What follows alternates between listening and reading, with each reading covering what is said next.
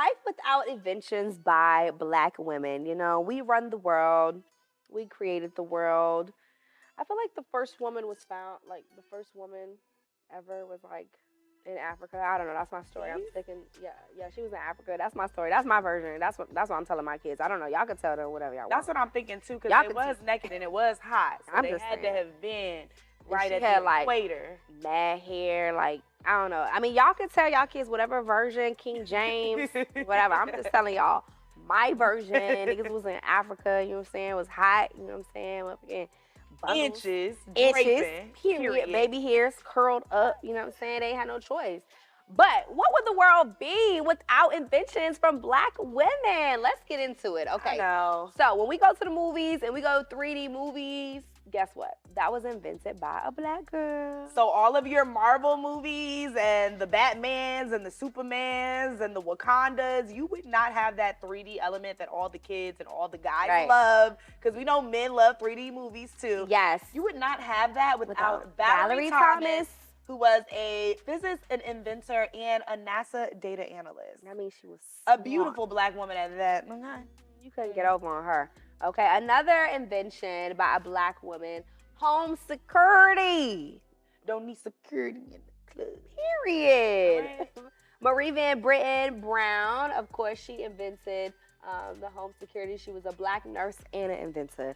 Always working 2 jobs. You know what I'm saying? And I feel like this is interesting, because when you think about home security, you always think about like the guys who want the pit bull dog at the front, and they got the ADP security system and the cameras and all the things. But it was actually a woman who even brought this into fruition. So shout out to Marie Van Brittan Brown. Okay. Yeah. And that sounds like an inventor name. Yeah. Okay, so we have the first African-American woman to receive a medical patent. It was Dr. Patricia Bath. Now, she created a device to improve the process of removing cataracts. So she's basically the reason you niggas can see. For real. Shout out to Dr. Patricia Bath. Now, I've never had cataract surgery. Me neither. But I heard it's pretty intense, and apparently this particular method that she invented is just a lot less pain involved in it. So, cataracts. I thought that didn't they say weed, marijuana help cataracts? We help everything.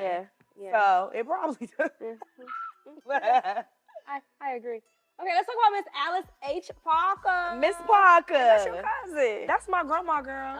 She invented the heater. Yes, the space heater, which I've been using that all season, because the way it's been cold one day, hot one day. You know, a Black woman had to invent the space heater. Girl. Okay, because we're not gonna keep turning the central heat on. We just gonna plug up the space heater and let that heat up the whole house. I love this. You know, the thing I love about this is, you know, we're talking about this now, and you know, we like things like this, you know, historically, but I really wish things like this were taught in schools. And it's so interesting to me how, like, you know, we get in an uproar about the stupidest things, about what Sierra wore with her husband to a naked themed Vanity Fair party. But we don't get in an uproar about the fact that, you know, Florida is literally trying to take African-American literature out of the curriculum, period. They do not want us learning about our history. They don't want us learning this. And as a lot of things, as Black people, we learn for the first time. We can't spit Alice H. Parker's name out just like that when we're talking about inventions. You know what I mean? And this is a Black woman who invented a space heater. You something feel that me? everybody has in their home. Something that is so popular. And it's just like, don't you see why they don't want us to learn this stuff? It makes me feel empowered. It makes us feel like we can do anything by constantly showing us women or people who look like us, who have done, you know, have changed the world with their inventions. And I think it sucks, and that our community should focus also. I'm not saying we can't focus on different things at different times. I'm just saying that, you know, them pulling our education or our history out of schools is a very serious and a very dangerous thing. Because if people after us, generations after us, cannot see themselves making inventions and see themselves, you know, succeeding in that way and know that they're powerful, it's going to be very hard to teach them that they are kings and queens when they don't want us to know these things. They don't want us to be empowered. That's what happened during the slave days too. That's why they didn't want us to read. Because, if you know how to read, then you're going to be learning a lot of things that we just don't want you to know.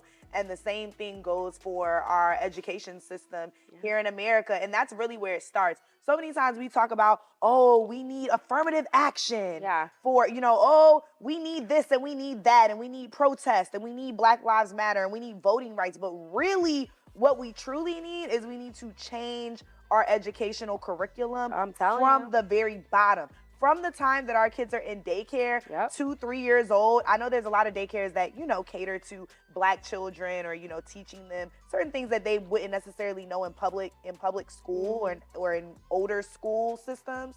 But we really need to get serious about the political candidates that we are choosing and how they view education. Because we can do all of this other shit all day long, but if you are raising children who are not learning that from the ground up, from the time that they are born, it's not gonna matter. It's not gonna matter. They're not gonna believe it. They're not, you know what I'm saying? It's not gonna. I think it's baffling to me, just to know, like, just for an example, how hard they go for Martin Luther King Jr., right? We learn about him in school. We have a dream. We all had a dream. We got a day. We got a dream, okay? But, like, no one ever really was telling us, well, I'm from Virginia, but nobody was really talking about, what's his name? It's losing me. Who led the rebellion?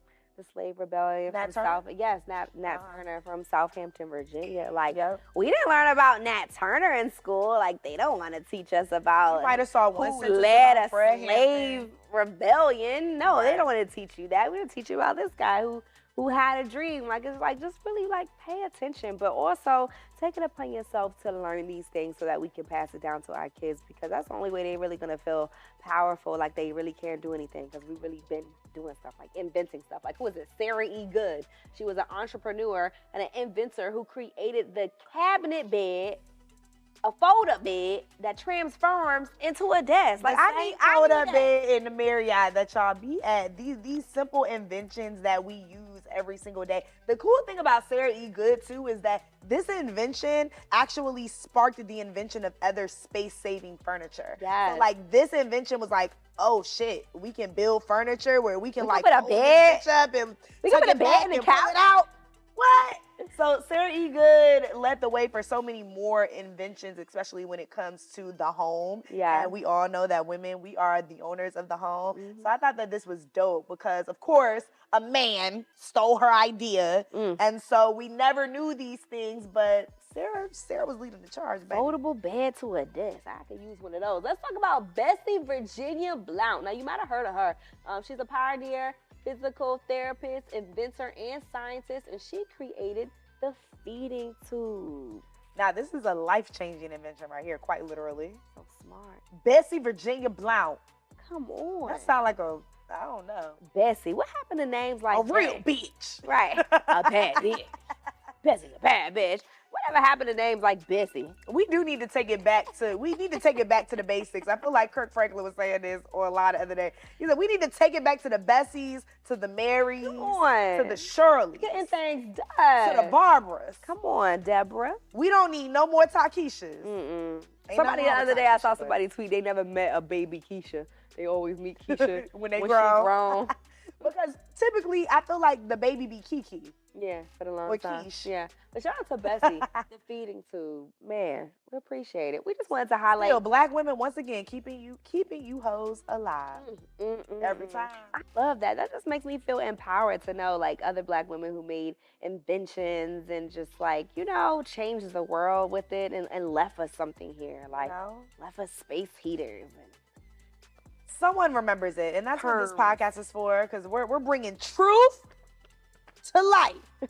Okay? Like, comment, subscribe.